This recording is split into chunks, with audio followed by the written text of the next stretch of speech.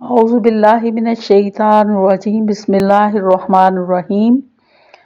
سورہ الاعلیٰ کا ترجمہ پیش خدمت ہے، اور اس سے پہلے آپ لوگوں سے گزارش ہے کہ آپ چینل کو سبسکرائب کر لیا کریں اور لائک اور شیئر بھی کیا کریں اور کمنٹس لازمی دیا کریں تاکہ معلوم ہو سکے کہ آپ اس سے کتنا فائدہ اٹھا رہے ہیں اور کتنا آپ کو جو ہے آپ کا عمل جو ہے وہ چینج ہو رہا ہے۔ تو بہت شکریہ۔ شروع کرتے ہیں ترجمہ۔ اپنے بہت ہی بلند اللہ کے نام کی پاکیزگی بیان کر، جس نے پیدا کیا اور صحیح سالم پیدا کیا،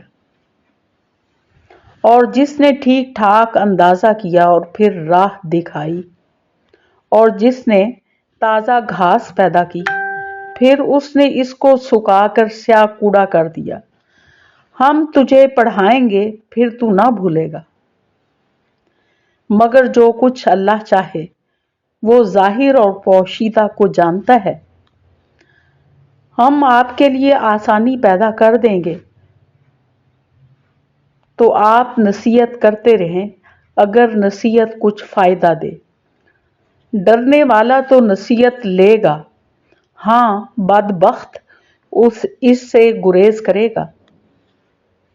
جو بڑی آگ میں جائے گا جہاں پھر وہ نہ مرے گا نہ جیے گا بلکہ حالت نزاع میں پڑا رہے گا۔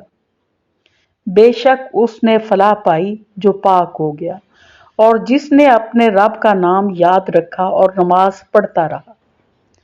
لیکن تم دنیا کی زندگی کو ترجیح دیتے ہو اور آخرت بہت بہتر اور بقا والی ہے۔